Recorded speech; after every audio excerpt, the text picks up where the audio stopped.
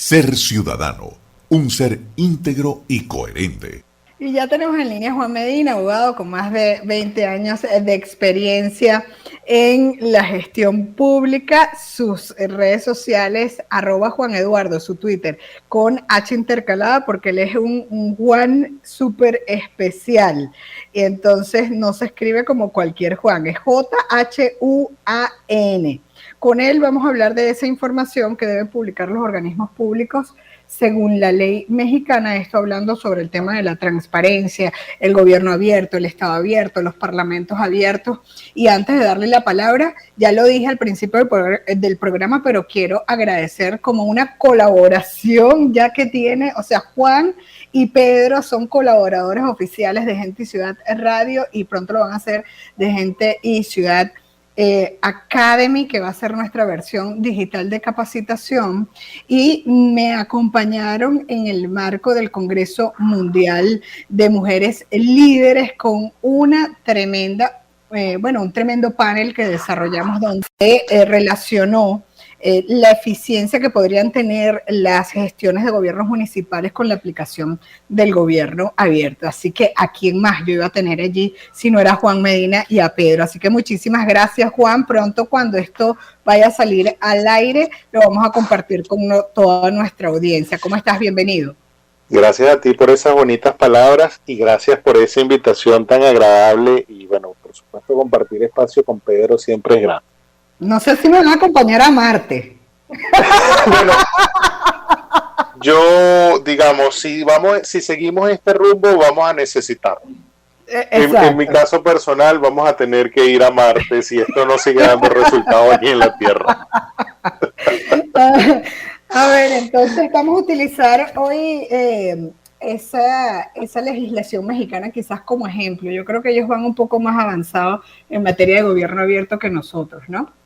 Sí, y es interesante el caso mexicano por varias razones. Fíjense, lo primero es que la cultura de la transparencia, del acceso a la información pública, de la rendición de cuentas, de los datos abiertos, es una cultura que tiene que ir permeando no solo a la sociedad, no solo a los servidores públicos, sino también a las legislaciones. Es decir, las leyes tienen que recoger de qué se trata eso, de qué se trata el gobierno abierto, de qué se trata la rendición de cuentas, y establecerlas de manera obligatoria para todos, de manera que no sea solo un acto de buena voluntad de los servidores públicos, que no sea una sola aspiración de los ciudadanos, sino que además también haya una obligación legal.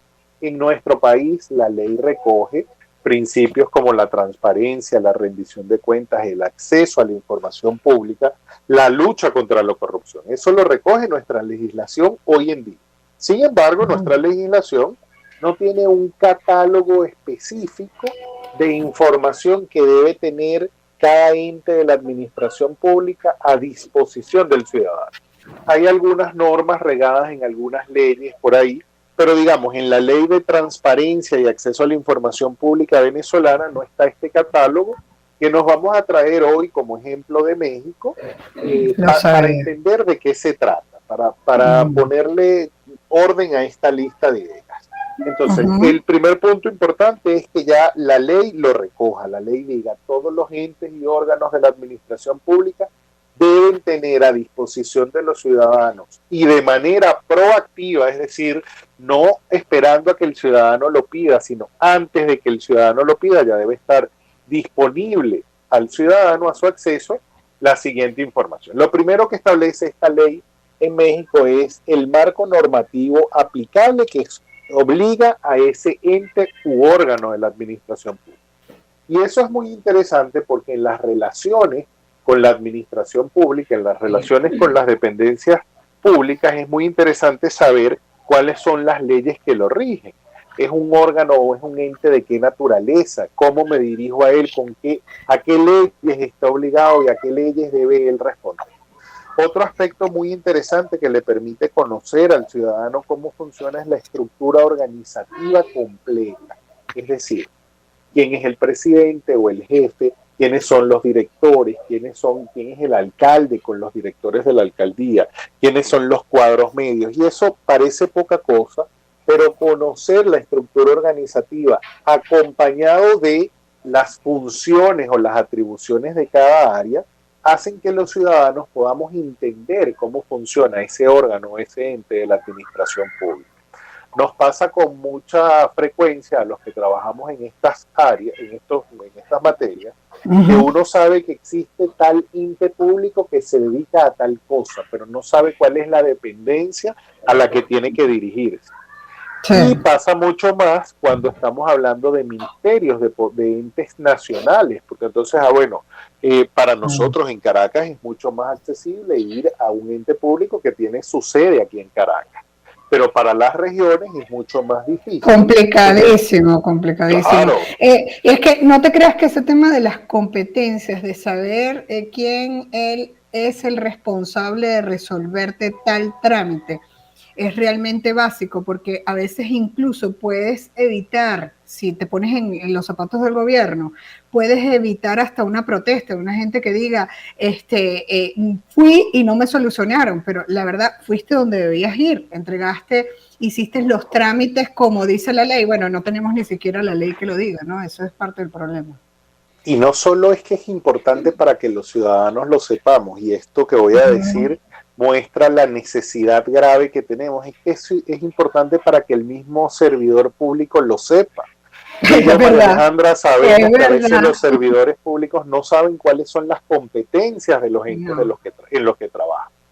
Entonces, y eso es irresponsable, porque vienen siendo funcionarios públicos que se ganan el cargo simplemente por venir de un partido político sin haberse formado para eso, y siempre te lo he dicho y lo hemos comentado. O sea, ese es el primer acto de corrupción, tomar un cargo para el cual no estás preparado. Correcto, y entonces tenemos funcionarios públicos que un día son de un alto cargo en un ente nacional, al día siguiente son gobernadores, luego son alcaldes, y van del timbo al tambo, y bueno, hay que conocer cuáles son las competencias de esos entes. Otro grupo importante de información que debe estar al acceso del ciudadano, y insisto, seguimos hablando, para poner de ejemplo, la ley mexicana, son lo que tiene que ver con las metas y los objetivos, planes operativos. Cuáles son las metas que ese ente se plantea para un año. Pero muy importante, no solo las metas, sino los indicadores que permiten conocer su cumplimiento. Y esto juega un papel fundamental para que los ciudadanos puedan ejercer el control social efectivo de las gestiones públicas. Sí, pero para eso hay que formarse, y siempre lo hemos dicho, porque a veces un ciudadano no sabe ni siquiera de qué se trata un indicador, ¿no? ¿Qué es un indicador? ¿Para qué es un indicador? Hay que formarse. Y volvemos a hablar entonces de nuestras necesidades como país. A veces no tenemos publicados ni los presupuestos públicos, ni los presupuestos de los entes. Entonces, si no hay un presupuesto publicado, ¿cómo pueden estar las metas y los objetivos de esos presupuestos? Y mucho menos el cumplimiento de esos presupuestos. Y entonces así, no solo, insisto, recuerdo que estamos hablando de la experiencia que nos deja la ley mexicana, no solo tenemos que tener el presupuesto, el plan operativo, los indicadores de cumplimiento, sino también los resultados medibles de ese presupuesto, de ese plan operativo, de esa gestión.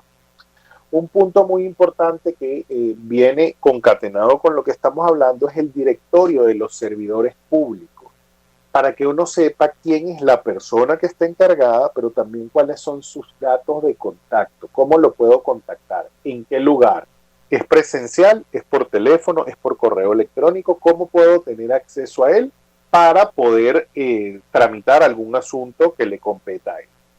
Un punto con los servidores públicos que la ley mexicana, recordemos un paréntesis, que México el país tiene la figura de Estados Unidos. Entonces esta es una ley que ampara o es un paraguas para toda la federación. Y entonces aquí lo que se plantean son las líneas que todos deben seguir. La remuneración bruta y neta de los servidores públicos. Y esto es muy importante entonces en materia de lucha contra la corrupción. Y aquí hay siempre un dilema, bueno, pero esto es información personal. Sí, es información personal, pero recordemos que los servidores públicos son públicos. Así es. Una vez recuerdo una funcionaria que era directora en ese momento y hoy es concejal en Urbaneja, me dijo eso, que ella tenía vida privada, y yo le dije, pues lamento informarte que eres funcionario público. Y en ese sentido, pues estás obligado, exacto, tienes que dar respuesta y estar presente para la gente. Y en los que la ley le establece, tiene vida privada, eso no se cuestiona, pero también la obligación de tener transparencia para poder hacer el control efectivo es necesario. Imagínense ustedes qué interesante sería si en nuestro país pudiésemos tener la remuneración de nuestros servidores públicos y así pudiésemos poder controlar desde el punto de vista ciudadano y de la mejor manera si los gastos de una persona corresponden a sus ingresos.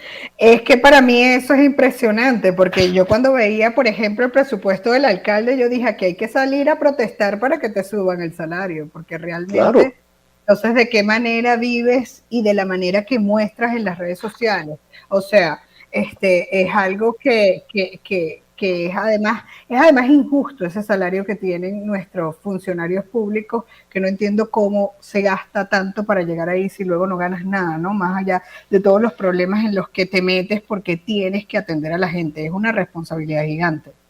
Muy injusto, y aunque ese no es el tema de nuestra conversación ahorita, pues cómo puede haber funcionarios públicos de calidad si las remuneraciones no son acordes a eso, a las exigencias. Exacto. Bueno, muy importante también que nos deja esta ley es que, por ejemplo, todo lo que tiene que ver con la cantidad de personal, los puestos vacantes y ocupados, la contratación de servicios profesionales por honorarios, todo este tema del manejo del recurso humano debe estar publicado y accesible al ciudadano para que pueda valerse de eso, verificarlo, revisarlo, en fin. La cantidad de cosas que siempre decimos que puede aportar un ciudadano en beneficio de la gente. Importante, porque ya nos quedan solo unos segundos, es que todo lo que tiene que ver con las contrataciones públicas, la ley mexicana tiene un catálogo de información que debe estar, guardando siempre la confidencialidad de los datos, que así deban serlo, pero entendiendo que los procedimientos de contrataciones son muy importantes que sean públicos para poder tener control sobre la gestión pública y luchar contra la corrupción. Entonces, a manera de cierre de esto, que luego otros días vamos a seguir indagando en otros casos y en otros ejemplos, muy importante que nosotros hoy veamos cuán importante es, a su vez, y perdonen la redundancia, que la ley establezca ese catálogo, que no lo dejemos libre a que un ciudadano quiera o no dar acceso a la información pública, sino que la ley lo obligue a dar acceso a la información pública y cuál es la información mínima que debe estar. La ley continúa con muchas otras informaciones, después las iremos ampliando poco a poco, pero esto es para que nos hagamos una idea de, como yo siempre digo, con qué se come esto, de cuál es la información que debe estar disponible. Bueno, agradecidísima contigo. Aquí queda claro que otros países lo están logrando, nosotros, ¿por qué no? Y hay mucho que por hacer, y esto trata de los datos abiertos, el compartir. Si ya en otros países han descubierto el agua tibia, ¿para qué nosotros vamos a trabajar en eso ahora? ¿Y por qué no lo estamos haciendo si ya en otros países latinoamericanos están avanzando? No somos menos, necesitamos avanzar. Y yo creo que este tema del gobierno abierto es un patín en el que hay que montarse, y así como la tecnología te arropa, si no lo haces, pues el gobierno abierto los va a arropar. Muchísimas gracias a Juan Medina, abogado con más de 20 años de experiencia en la gestión pública. Su Twitter, @JuanEduardo. Despedimos desde la Gerencia General Juana Bellorín, Armando López y Luis Pérez desde la edición y grabación, Luis Rodríguez desde el control técnico en la coordinación de producción general del Circuito Unión Radio, Jesús Salazar desde la jefatura de producción de Unión Radio 93.7 FM, se despide Alexandra Gamboa. Jessica Molina lo hace desde la producción general del programa, desde la redacción de mundour.com en Anzoátegui, Saraí Portillo. La suscrita se despide desde el micrófono María Alejandra Malaver Bellorín, certificado de locución 36.581 y de productor nacional independiente 6.264. Sigan nuestras redes sociales, las de Gente y Ciudad, Twitter, Instagram, TikTok, @Gente y Ciudad ORG. Mis cuentas personales también son iguales en en todas las redes, Twitter, Instagram, TikTok y LinkedIn, @MaleMalaver. Pueden escuchar nuestras entrevistas a todos los profesionales, les recuerdo, por todas las plataformas podcast o también en nuestra web genteyciudad.org. Nos despedimos, no sin antes recordarles que el objetivo es convertirnos en el ciudadano que el planeta necesita a partir de nuestra acción individual. La estrategia, dar siempre lo mejor de nosotros.